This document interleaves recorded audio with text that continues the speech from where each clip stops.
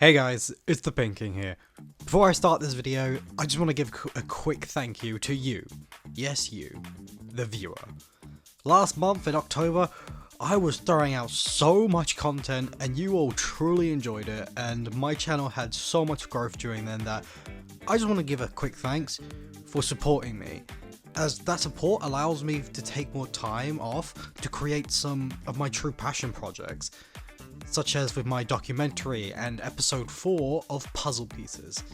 So if you want more videos like this as well as my projects, then subscribe and like this video, as that allows me to be able to keep creating this type of content for you guys. So go watch Puzzle Pieces episode 4. It's out right now, it's the longest one that took to make, and if you're a fan of indie animation and you're a fan of horror, then I think you will love this. So, just quickly, big thank you. But now that's out the way, let's move on to the video. So it's no secret that the MCU is not doing as well as it used to. Shocker, I know. These recent years has been possibly one of the worst years for Marvel and the superhero genre, with good movies becoming far and few, and much more mediocre to downright bad. Now, that doesn't mean all have been bad. There has been a few true gems among the rough, with content such as No Way Home, The Boys, Invincible, which I'm going to talk about in a season 2 video, stay tuned for that, and Across the Spider-Verse, arguably my favourite thing post-Endgame.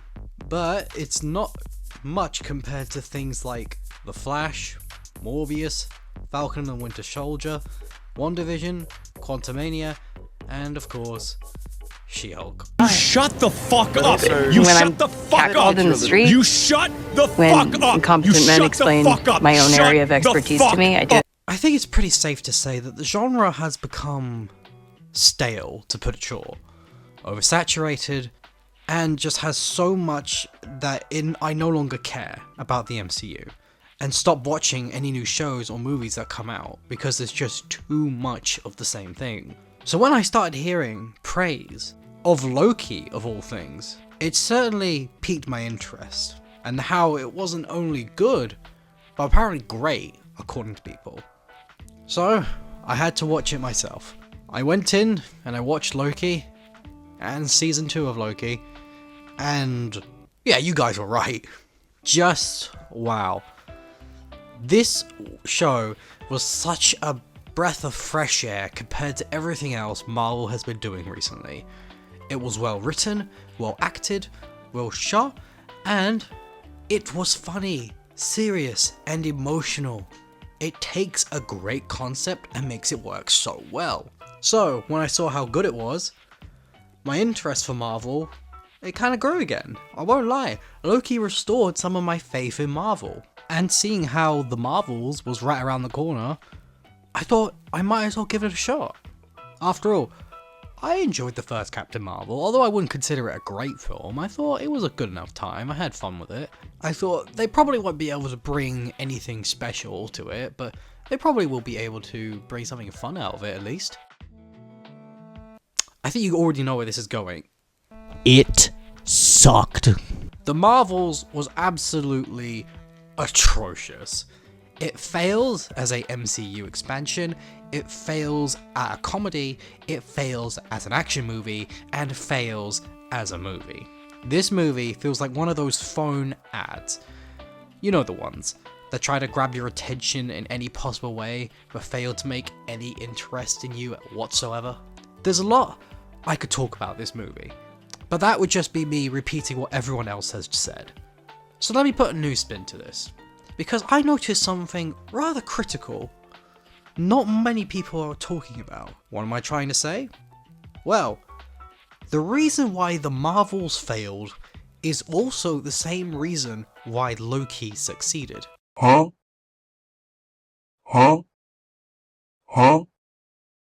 Now, I know when you hear that, you might be thinking, what is this guy talking about? But hear me out on this. Both the show and movie involve a large-scale story, one that has many avenues and conflicts. Both have the fate of a world or multiple worlds in the balance. They have high stakes, they both have a lot of characters, and they both force our main characters to learn from their past. However, that last point I just said was a bit of a lie. Because there is one thing that separates these stories fundamentally, one critical thing that made Loki work for including it and made the Marvels fail for excluding it. The idea being character growth. Now you might be wondering, how does this make Loki great and the Marvels bad?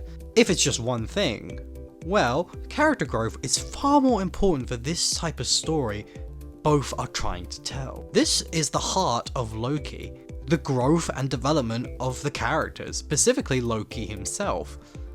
The Marvels tried something similar with having the trio the heart of the movie, however it does not work, because the characters themselves never change. But wait, I hear you saying, didn't they learn to use their powers as a team to overcome the threat? And to that I say, yeah, technically they did that, however that's not entirely true. As an example of what I mean when I'm referring to true change, let's look at Loki. The character himself. Loki is and always has been a multi-layered character. Starting out as the adopted brother of Thor, Loki in the show is the same one from the Avengers. So this was before Loki redeemed himself and became a more selfless person and a better brother. So at first sight, you may think that this is a flaw. Like the show is treading the same ground as it once did, and it's just doing the same thing again, just for nostalgia points, if you want. However, they smartly change it ever so slightly, changing the question to no longer whether Loki can be good, but rather we know Loki can be good. We have seen with the movies Loki can be more, so the show instantly has a hook on us. That being, how will Loki grow this time and go beyond what we saw in the movies? How will he find his glorious purpose? Now let's track back to the Marvels. Now, at first the setup is one that should have been easy to tackle. After all, Carol knew Monica as a kid, so having the story centered around Carol having to learn that her leaving Monica was a bad decision, and for her to be able to grow to come to peace with her. And Monica to grow to understand why Carol had to stay away, and that all she ever wanted to do was to help people. Hell, you could even throw Kamala in there, almost as a representation of Monica as a kid, and using her as a means to make the right choices and a reminder to the past. I just made that up on the top of my head. And it makes sense, it's narratively sound, so of course they took that route in the movie. Huh? Oh, you're telling me they didn't do any of that? They didn't do any of that? Fuck. So yeah, this is not the route they ended up taking. They try some elements of that, but they never commit to it, so it just feels forced and incredibly phony. None of them learn from previous mistakes. None of them learn to change some of their ways to be a better person, or for the greater good. Not only for themselves, but for the other people around them, the other people that rely on them. None of them evolve. As the story progresses, they all stay the same, leading into characters who don't feel they have history or have a connection, but rather feel like they're badly performing a fanfic rather than making a story that matters. And it's so frustrating because they had all the perfect ingredients for this, and still made it awful, where Loki had none of these special things gifted to them and still managed to make it work. But nowhere is this more evident than in the ending for both. Can I just say, the Loki finale was nothing short of fantastic. It was the perfect culmination of everything that had come before.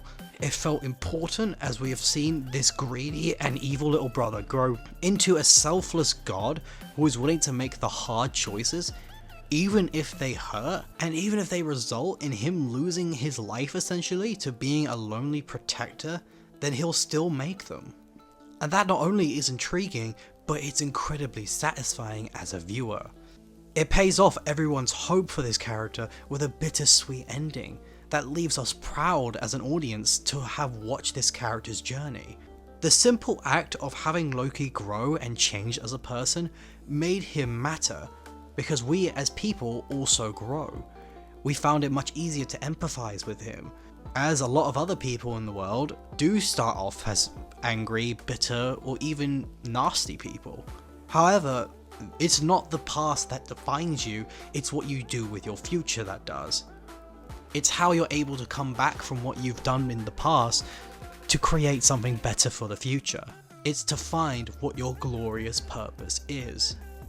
And in short, they establish the perfect conflict, they go through and evolve from that conflict, and they end having overcome that conflict, because when you allow your character to change, you allow them to matter, you allow them to grow.